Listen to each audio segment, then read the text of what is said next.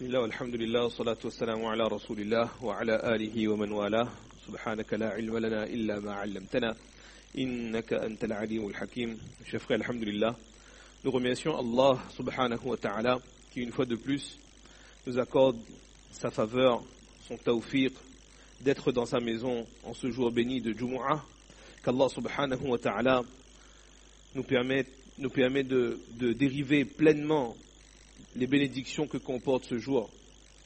Qu'Allah subhanahu wa ta'ala fasse également que nous soyons de ceux dont les actes d'adoration sont acceptés en ce jour. Et une des actes d'adoration extrêmement importants en ce jour de Jumu'ah, c'est la salat ala nabi, le Durud Sharif. Rasulullah sallallahu alayhi wa sallam nous a dit en ce sens, meilleur des jours pour vous, c'est le jour de Jumu'ah.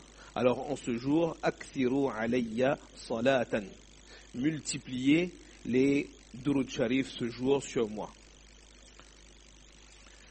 Mes frères, l'imam Abu Daoud rahimahullah, qui est un des six éminents traditionnistes connus, muhaddithin connus, dont le livre est considéré parmi les livres les plus authentiques, le recueil de hadiths donc qu'il a compilé est un des recueils les plus authentiques. Imam Abu Daoud rahimahullah, il nous dit lui-même au sujet de son travail que katabtu an rasulillahi sallallahu alayhi wa sallam 500,000 hadith, que j'ai écrit 500 000 ahadiths du prophète sallallahu alayhi wa sallam. De ses mains, il a écrit plus de 500 000 ahadiths du prophète sallallahu alayhi wa sallam. Et de ces 500 000 ahadiths, l'imam Abu Daoud rahimahullah, il en a recueilli 4800 qui composent donc son recueil de hadiths, le Sunan de Abi Daoud, 4800. Et il continue en disant que وَيَكْفِي الْإِنسَانُ لِدِينِهِ مِنْ ذَلِكَ أَرْبَعَةُ أَحَادِيث. Et pour l'être humain, de ces 4800 ahadiths qui sont eux-mêmes sélectionnés de 500 000 ahadiths que j'ai copiés du prophète sallallahu alayhi wa sallam, alors 4 hadiths lui suffisent. 4 ahadiths. Donc ça ne veut pas dire qu'il suffit de 4 hadiths pour pouvoir pratiquer pleinement sa religion, mais ces 4 ahadiths sont indispensables si on a à choisir donc. Alors ces 4 ahadiths sont incontournables. Je vais vous citer les ahadiths que l'imam Abu Daoud rahimahullah a donc cités. Le premier, c'est ce hadith très connu où le prophète sallallahu alayhi wa sallam, hadith rapporté par Omar radiyallahu ta'ala anhu, qui est souvent le premier hadith des recueils de ahadith, notamment celui de Bukhari, où le prophète sallallahu alayhi wa sallam dit « Innamal a'malu bin niyyat » que les actions ne valent que par leur intention. Avec l'intention avec laquelle on a accompli une action détermine la qualité de cette action et aussi son acceptation. Le hadith continue en disant wa innama likulli imri'in ma nawa. Chaque individu recevra ce dont il a formulé comme intention. Très simplement, je ne vais pas citer tout le hadith, mais lorsqu'on accomplit une action, si celle-ci est accomplie pour rechercher la satisfaction d'Allah subhanahu wa ta'ala, alors on obtiendra effectivement cette dernière, c'est-à-dire la satisfaction d'Allah subhanahu wa ta'ala. Mais si l'action a été accomplie pour autre chose, pour un autre but, ou pour plaire à autre qu'Allah subhanahu wa ta'ala, alors on ne peut en aucun cas obtenir la satisfaction d'Allah subhanahu wa ta'ala, même si l'action qu'on a accomplie, c'est un acte de dévotion, un acte d'adoration. Donc le premier hadith concerne l'intention avec laquelle nous accomplissons nos actions. C'est l'ingrédient nécessaire pour l'acceptation de nos actions. Parce que il ne suffit pas, déjà qu'il n'est pas évident de se mettre à faire des actions de la religion, ça demande de contrarier notre nafs, notre ego, c'est pas évident, mais en plus, il faudrait que cette action, elle soit empreinte de sincérité. S'il n'y a pas la sincérité, alors l'action, elle peut être rejetée par Allah subhanahu wa ta'ala. Les ulama donc disent que la bonne intention, ou l'intention correcte, l'intention de plaire à Allah subhanahu wa ta'ala, c'est mizanul batin. C'est-à-dire, c'est ce qui va déterminer l'acceptation de tout ce qui provient de l'intérieur. Et les ulama continuent, bon, c'est pas vraiment en rapport avec le hadith, mais je termine ce qu'ils ont dit donc, en disant que ce qui va déterminer l'acceptation d'une action vue de l'extérieur, c'est sa conformité à la sunna du prophète sallallahu alayhi wa sallam, au mode de vie du prophète sallallahu alayhi wa sallam. Puisque le prophète sallallahu alayhi wa sallam nous a dit « Man amila amalan laysa alayhi amruna fahuwa raddun » Celui qui accomplit une action, mais qui n'est pas conforme à ce qu'on a ramené, c'est-à-dire à notre religion, alors cette dernière, elle est refusée. Deuxième hadith que l'imam Abu Daoud rahimahullah mentionne comme étant les hadiths indispensables pour la bonne pratique du musulman, c'est le hadith où le prophète sallallahu alayhi wa sallam nous dit « Min husni islamil mar'i tarkuhu ma la ya'ni » ou comme qala alayhi salatu wa salam. Le fait de mettre de côté, d'abandonner et de ne pas se soucier de ce qui ne nous regarde pas, ça fait partie de la beauté de la religion de quelqu'un. Et les ulama expliquent que la beauté ici, on sous-entend la perfection de sa pratique religieuse. En d'autres mots, de se concentrer sur ce qui nous importe, sur ce qui nous concerne, ça c'est l'attitude du musulman quant à la gestion de son temps, quant à la gestion de ses capacités, de ses aptitudes. De ne pas utiliser son temps, son énergie, sa force, ses aptitudes, et tout ce qu'il a, tout ce qu'Allah subhanahu wa ta'ala lui a octroyé, de ne pas utiliser ça si ce n'est que dans ce qui lui est réellement profitable. En d'autres mots, ce qui nous ne profite ni dans ce monde, ni dans l'autre monde, alors ces choses-là sont à éviter, sont à bannir. Et en réalité, si quelqu'un a du temps pour se soucier, pour s'intéresser à ce qui ne le profite ni dans ce monde, ni dans l'autre monde, c'est malheureusement un signe qu'Allah subhanahu wa ta'ala se détourne de lui. Puisqu'Allah subhanahu wa ta'ala l'occupe à faire ce qui ne le profite ni dans ce monde, ni dans l'autre monde. C'est ce que Hassan al-Basri rahimahullah dit.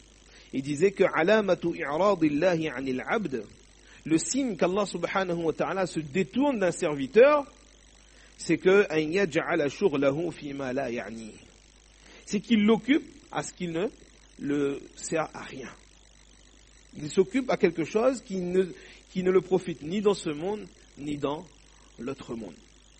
À nous de faire un examen de conscience de la gestion de notre temps, de la gestion de notre quotidien, de voir, et je m'adresse à moi-même en premier, combien de temps nous passons à des choses qui sont futiles ou même quelquefois des choses qui nous sont nocives, nuisibles, aussi bien pour notre vie d'ici-bas et encore plus dans notre vie de l'au-delà. Et de voir, est-ce que nous ne sommes pas sous le coup de ce que Hassan al-Basri rahimahullah nous dit, que nous sommes en train de nous occuper, de passer du temps, de nous intéresser à des choses qui ne nous servent strictement à rien. Parce que celui qui est occupé à Allah, qui est occupé à plaire à Allah subhanahu wa ta'ala, et occupé à remplir ses engagements envers Allah subhanahu wa ta'ala, honorer ses engagements envers Allah subhanahu wa ta'ala, ce dernier, il est à la recherche du temps. Il essaie de grignoter du temps à droite et à gauche pour satisfaire Allah subhanahu wa ta'ala et honorer ses engagements envers Allah subhanahu wa ta'ala. Et malheureusement, celui qui n'est pas dans cet état d'esprit-là et sur cette voie, alors il trouve du temps à faire toute autre chose, sauf à honorer ses engagements envers Allah subhanahu wa ta'ala. Le troisième hadith que l'imam Abu Daoud rahimahullah cite comme étant les hadiths indispensables pour la gouverne du bon musulman, c'est celui-ci. La yakunu, le prophète sallallahu alayhi wa sallam il dit en ce sens, la yakunu al-mu'minu mu'minan haqqa. Un croyant ne peut être un véritable croyant au vrai sens du terme, comme demandé par Allah subhanahu wa ta'ala, hatta la yarda li akhihi illa ma yarda li nafsihi. Tant qu'il n'aime pas pour son prochain, tant qu'il ne souhaite pas pour son prochain ce qu'il souhaite pour lui-même. Facile à dire, mais ça demande beaucoup d'efforts sur soi pour être réellement en conformité avec ce hadith de Rasulullah sallallahu alayhi wa sallam. Hadith très simple, qui tient sur une ligne.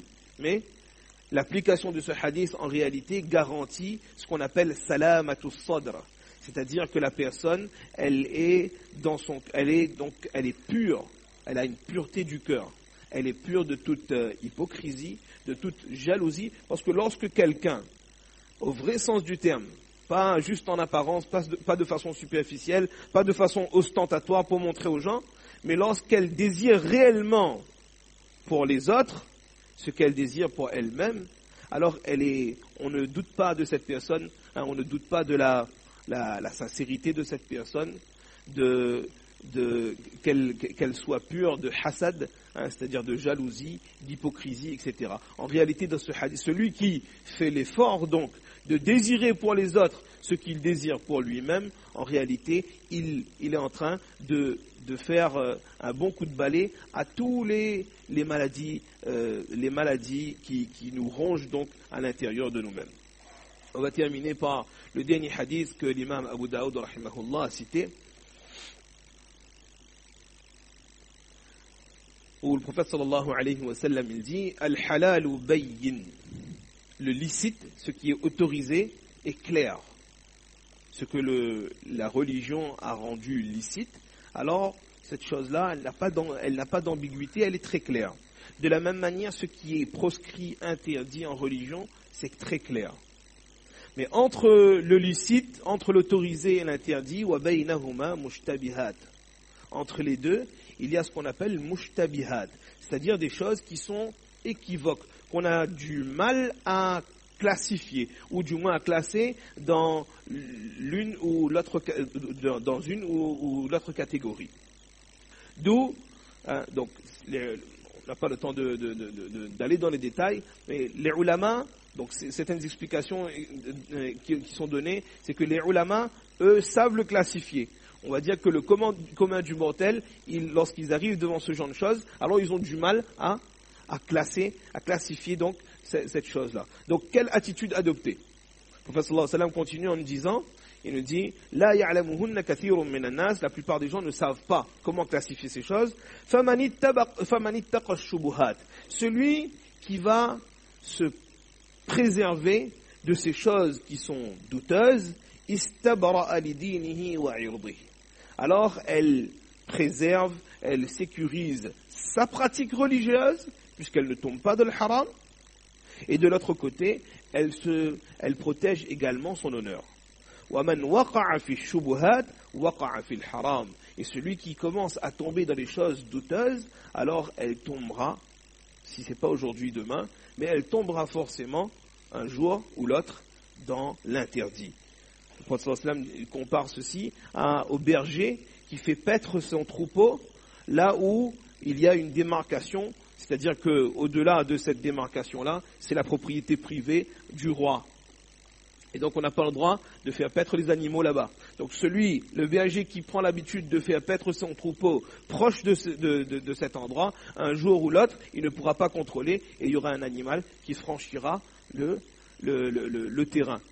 Et là, il tombera donc dans l'interdit. De la même manière, lorsqu'on nous dit de pratiquer les mustahabbat, les choses qui sont conseillées, ou les choses qui sont sunnah, qui ne sont pas forcément obligatoires, c'est pour justement sécuriser, garder, protéger donc notre pratique de ce qui est obligatoire, d'où la nécessité, donc Inch'Allah, de pratiquer sur l'ensemble de la sunnah de Rasulullah sallallahu alayhi wa sallam, et de ce fait, Inch'Allah, de s'éloigner de ce qui est interdit. Qu'Allah Ta'ala nous donne tawfiq, Inch'Allah, de comprendre ces quelques hadiths. Wa ma tawfiqi illa billah.